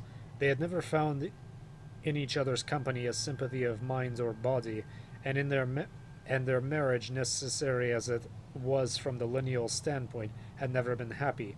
In spite of his intellect, which he knew to be far and above hers, he felt and was suspicious of the heavy, forceful vitality of his wife. Not so much a physical vitality, but physical vitality as a blind passion for aspects of life in which he could find no cause for interest. Their love had been passionless, and save for the knowledge that a mere heir to the house of Gormenghast was imperative, they would have gladly forgone their embarrassing yet fertile union. During her pregnancy he had only seen her at long intervals. No doubt the unsatisfactory marriage had added to his native depression, but compared to the dull forest of his inherent melancholy, it was but a tree from a foreign region that had been transplanted and absorbed. It was never this estrangement that grieved him, nor anything tangible, but a constant and indigenous sorrow. Of companions with whom he could talk upon the level of his own thought, there were few and of these only one gave him any satisfaction, the poet. On occasion he would visit that long, wedge-headed man and find the abstract language which they communicated their dizzy stratas of conjecture a temporary stir of interest. But in the poet there was an element of the idealist, a certain enthusiasm which was a source of irritation to Lord Sepulchrave, so that they met only at long intervals. This guy does not like to talk to anyone. The many duties, which to another might have become irksome and appeared fatuous, were to his lordship a relief and a relative escape from himself. He knew that he was past all hope a victim of chronic melancholia, and were he to have had each day to himself, he had to resort to constantly to those drugs that even now were undermining his constitution. This evening he sat silently in the velvet-backed chair. His mind had turned to many subject like a black craft, that though it steers through many waters, has always beneath it a deathly image reflected among the waves. Philosophers of the poet of death, the meaning of the stars, and the nature of these dreams had haunted him, when in these chloral hours before the dawn, the Londonum built for him within his skull a tallow-colored world of ghastly beauty. We can finish the section. He had brooded long and was about to take a candle that stood ready on a table at his elbow and search for a book more in keeping with his mood than the essays on his knee, when he felt the presence of another thought that had been tempering his former cognitions, but which now stood boldly in his mind. It had begun to make itself felt as something that had clouded and disturbed the clarity of his reflections when he had pondered on the purpose and significance of tradition and ancestry. And now, with a thought to detach from its erudite encumbrances, he watched with it advance across his brain and appear naked, as he had first seen his son Titus. His depression did not lift, it only moved a little to one side. He rose to his feet, moving without a sound, replaced the book in a shelf of essays. He returned as silently to the table. "Where are you?" he said. Flay appeared at once from the darkness of one of the corners. "What hour is it?" Flay brought out his heavy watch. 8, your lordship." Lord Sepulchrave, with his head hanging forward on his breast, walked up and down the length of the library for a few minutes. Flay watched him as he moved until his master stopped opposite his servant. "I wish to have my son brought to me by his nurse. I shall expect them at 9. You will conduct them through the woods. You may go." Flay turned and, accompanied by the reports of his knee joint, disappeared into the shadows of the room. Pulling back the curtain before the door at the far end, he unlatched the heavy oak and climbed the 3 steps into the night. Above him, the great branches of the pines rubbed against each other and grated in his ears. The sky was overcast, and had he not made the same journey through the darkness 1,000 times, he must have surely found himself lost in the night. To his right he could sense the spine of the western wing, although he could not see it. He walked on, and in his mind he said, "Why now? Had the summer to see his son in. Thought he'd forgotten him. Should have seen the child long ago. What's the game? Heir to Gormenghast to come through the woods on a cold night. Wrong. Dangerous. Catch a cold. But lordship knows. He knows. I am only his servant. First servant. And no one else that. Chose me, Flay, because he trusts me. Well may he trust me, ha ha ha. And why, they wonder, ha ha, silent as a corpse, that's why. As he neared the Tower of Flints, the trees thinned and a few stars appeared in the blackness. This track is really fitting for this book. Appeared in the blackness above him. By the time the body of the castle was reached, only half the sky was hidden by the bright clouds. He could make out the vague shapes in the darkness. Suddenly he stopped, his heart attacking his ribs, and drew up his shoulders to his ears. But a moment later he realized the vague obese patch of blackness a few feet from him was a shrub of clipped box, and not a figure of evil who now obsessed him. He straddled onwards, and he came at last to an entrance beneath the sweep of an archway. Why he did not enter it at once and climb the stairs to find any slag he did not know. That he could see through the archway and across the darkness of the servants' quadrangle a dim light in a shadow in a high window in one of the kitchen buildings was in itself nothing unusual. There was generally a light showing somewhere in the kitchen quarters, although most of the staff would have resorted to their underground dormitories by that time of night. An apprentice, given some fatigue duty to perform after his normal hours, might be scrubbing a floor, and a special dish for the morrow night necessitates a few cooks working late into the evening. Tonight, however, a dull greenish light from a small window held his eye, and before he realized that he was even intrigued, he found that his feet forestalled his brain and were carrying him across the quadrangle. On his way across, he stopped twice to tell himself that it was a pointless excursion and that he was in any case feeling extremely cold. But he went on nevertheless with an illogical and inquisitive itch overriding his better judgment. He could not tell which room it was that gave forth the square, greenish glow. There was something unhealthy about its color. No one was about in the quadrangle. There were no other footsteps but his own. The window was too high for even him to peer into, although he could easily catch it with his hands. Once again he said to himself, "What are you doing? Wasting your time. Told by lordship to fetch Nanny Slag and a child. Why are you here? What are you doing?" But again his thin body had anticipated him, and he had begun to roll away an empty cask from the cloister walls. In the darkness it was no easy matter to steer the barrel and keep it balanced upon the tilted rim as he rolled it towards the square of light, but he managed with very little sound to bring it immediately under the window. He straightened his back, turned his face up to the light that escaped like a kind of gas hovering about the window in the haze of the autumn night. He had lifted his right foot onto the barrel, but realized to raise himself into the center of the window would cause his face to catch the light from the room.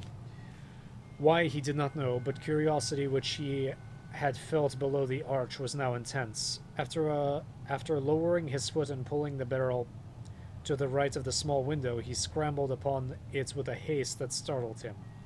His arms were outstretched on either side along the viewless walls, and his fingers, spread out like the ribs of a bone fan, began to sweat as he moved his head gradually to the left. He could already see the glass in spite of a sweep of old cobwebs like a fly-filled hammock. The smooth stone walls of the room beneath him, but he had still to move his head further into the light in order to obtain a clear view of the floor of the room. The light that had seeped in a dark haze throughout the window dragged out as from a black canvas the main bone formation of Mr. Flay's head, leaving the eye sockets, the hair, an area beneath the nose and lower lip, and everything that lay beneath the chin, as part of the night itself. It was a mask that Flay hung in the darkness. Mr. Flay moved it upwards inch by inch until he saw that he had, by some prophetic qualm, known all about it, was his destiny to see. In the ghastly room below him, the air was filled with an intensification of that ghastly green which he had noticed from across the quadrangle. The lamp that hung from the center of the room by a chain was enclosed in a bowl of lime green glass. The bluish light which it spewed forth gave to every object in the room a theatrical significance. But Flay had no eyes for the few scattered objects in the nightmare below him, but only for the enormous and sinister presence. The sight below him, but for an enormous and sinister presence. The sight of which had caused him to sicken and sway upon the cask, and to remove his head from the window while he cooled his brow in the cold stones of the wall. And the next section is in a lime green light. My throat is killing me. I should have brought some brought a drink. So we're at 220.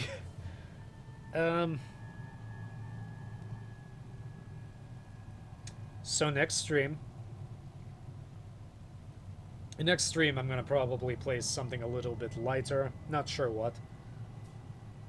I might play Painkiller. I know I said Terminator shooter, but I want to play Painkiller. I'm gonna play Painkiller next time.